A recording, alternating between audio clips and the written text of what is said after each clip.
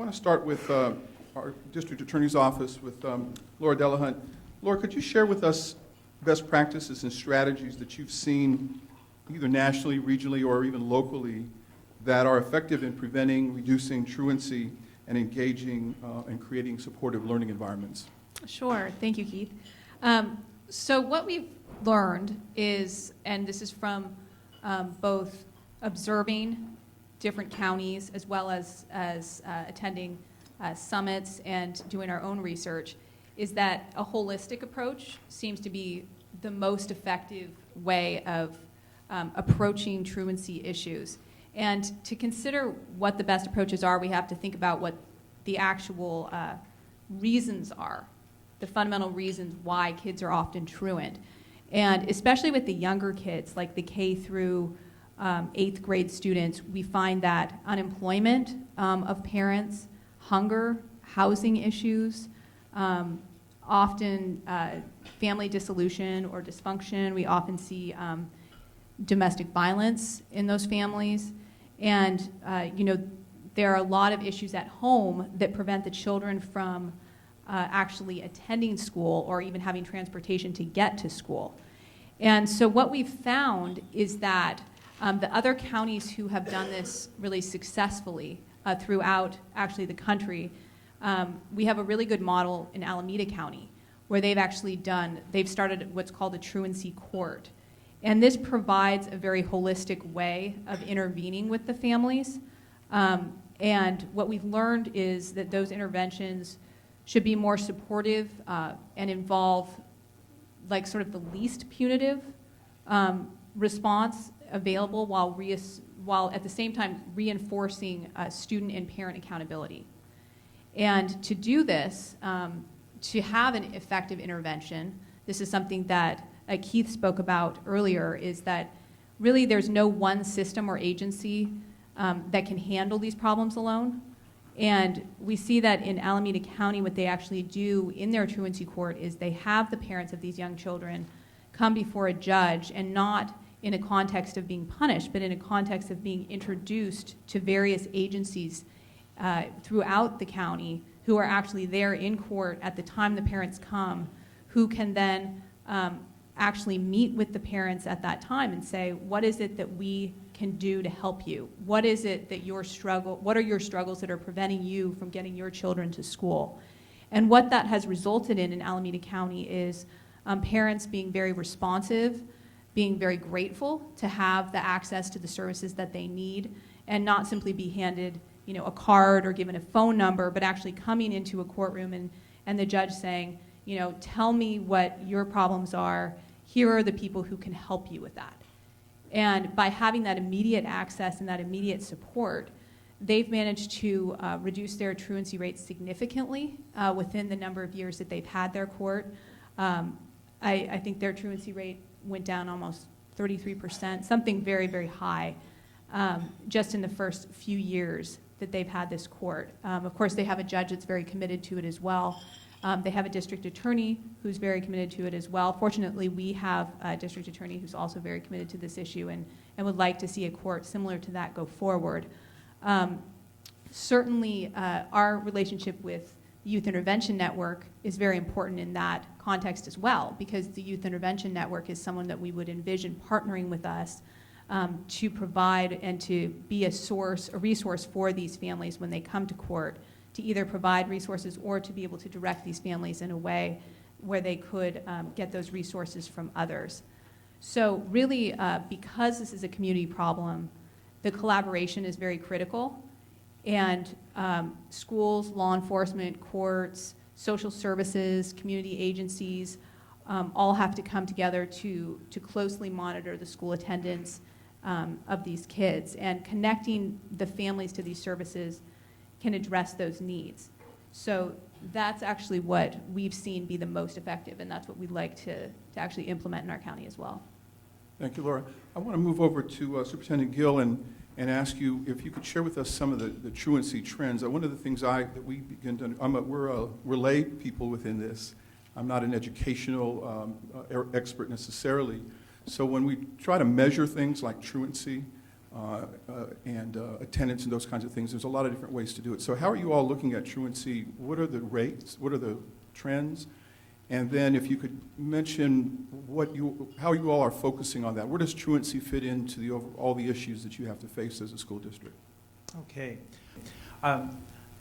Supervisor Pifo mentioned the use of technology and the power of technology to inform parents, and we've been able to utilize new technologies that help us dig deeper into the analysis of when truancy is happening and how we might be able to address those issues. It was startling for us to learn that early truancy happens, and there's a big spike between kindergarten and second grade. That was a complete surprise to us. And we started to ask ourselves, well, why would that happen? And I don't know why it does happen. There are probably multiple reasons, but there are a number of parents that we have talked to that rely on their children to provide companionship and social support during the day. And I don't believe that they understand fully if that's the situation. If they want to keep their kids out of school, to go on a field trip, or to keep the parents or a company, it has a devastating effect, because what happens in the kindergarten through second grade are those critical years in which students are learning how to utilize academic language and access literacy skills. And when students miss a significant portion of the year, and it doesn't have to be the full year, it can be as little as 10% of the year, it has a dramatic impact on their academic achievement, and that's a huge concern. It begins to taper off between third grade and the end of middle school. And again, it starts to increase at the high school level, and guess where it peaks? At the 12th grade level.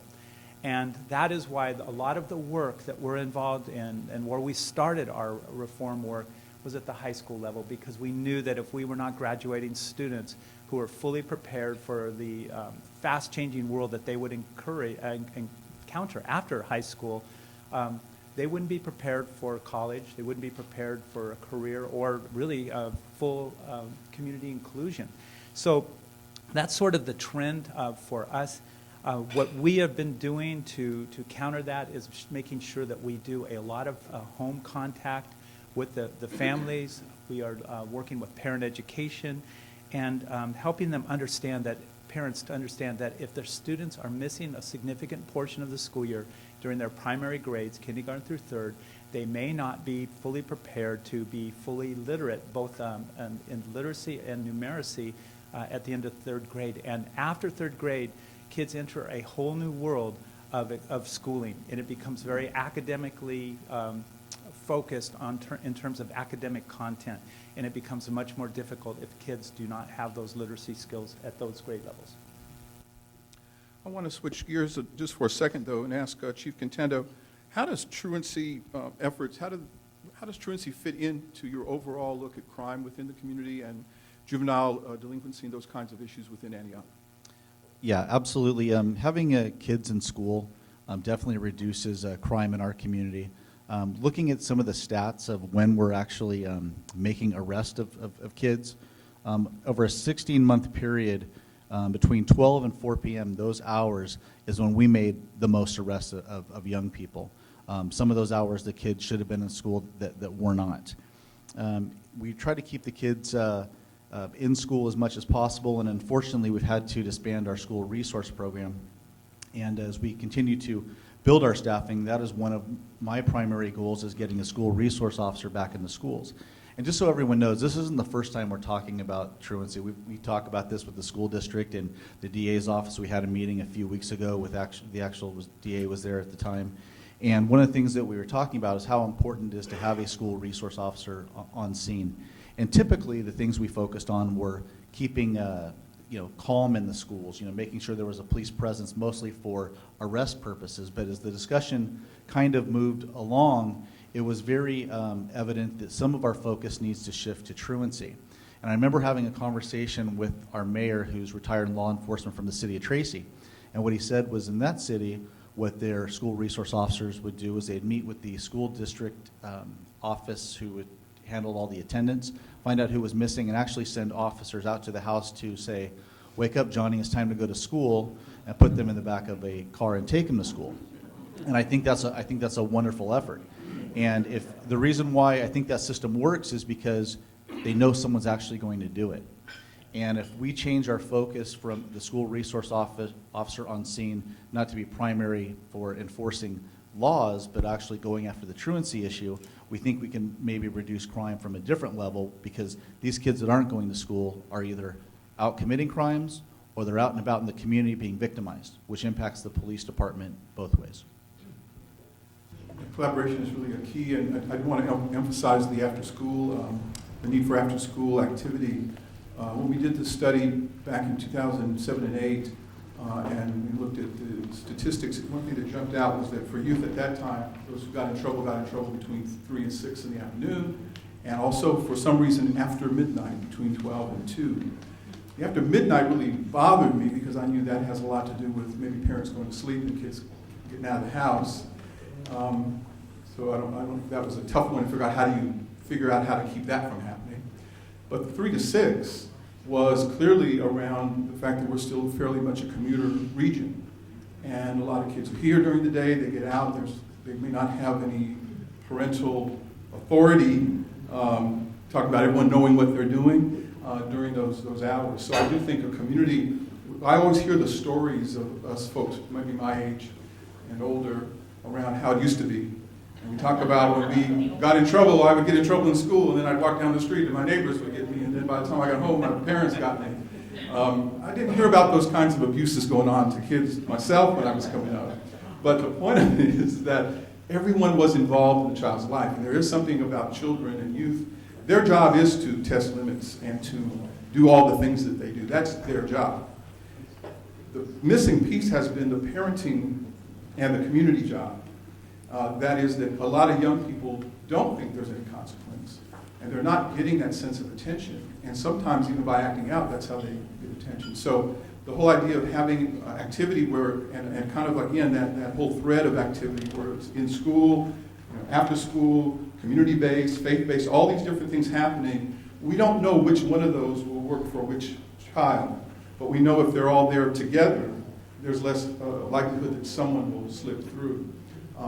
We definitely want to encourage more support for programs like the Police Activities League. This summer I'm going to be coaching again. We have like 700 kids who are going to be involved in Junior Giants. It keeps growing year by year. And I kind of get tired too. This is my grump day, I guess. I get tired of folks in the community saying there's nothing for our kids to do. There is plenty to do. It's just that we don't get connected the way we need to, and we do need more. Especially, I think, in those after-school hours. Some groups that I know that do really good work, again, Police Activities League. We have the Delta One Martial Arts represented here. That's an excellent program. The Williams Group does great leadership programs with youth. Some of it's on the campus. ODAT, what's it called, One Day at a Time. It does work here in Antioch as well as in Brentwood. There's a lot of good things happening that just needs to keep being supported and integrated. But I think I'm kind of putting the call out to all of us as adults is pay attention to that. How are we as a city? How are we as a school district? How are we as a community, whether we're in a faith group organization or a civic organization, you have Rotary clubs represented. How are we looking at combining forces? We do a lot of different things, but what if we all agree we're going to work on supporting our youth together? What if we all agree that in all the different things we do, we're going to help the school district in whatever way we best can? I think that's how we begin to leverage resources. So.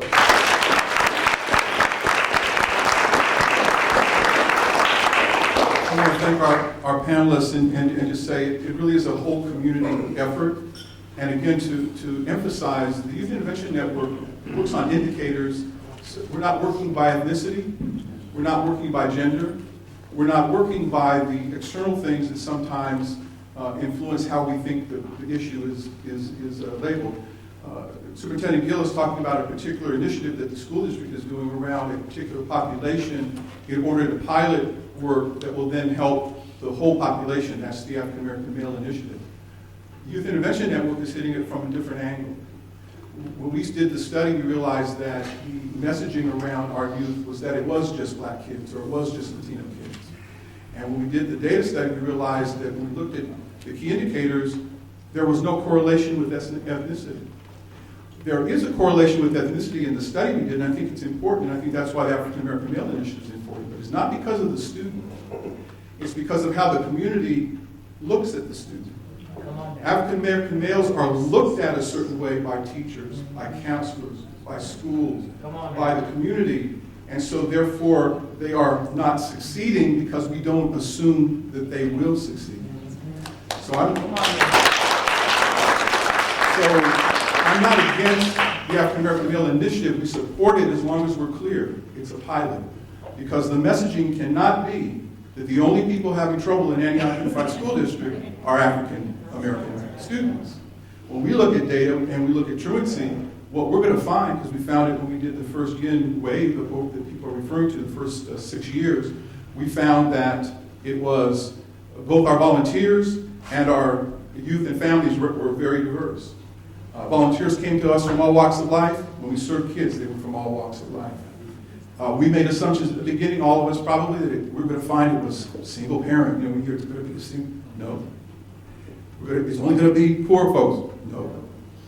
It's folks from all over the community. And you know what's beautiful about that? Not that the problem is good, is that when we really dig down deep and find out that it's not an ethnic problem, it's a community problem. Yeah. We as a community then can get together and help solve it.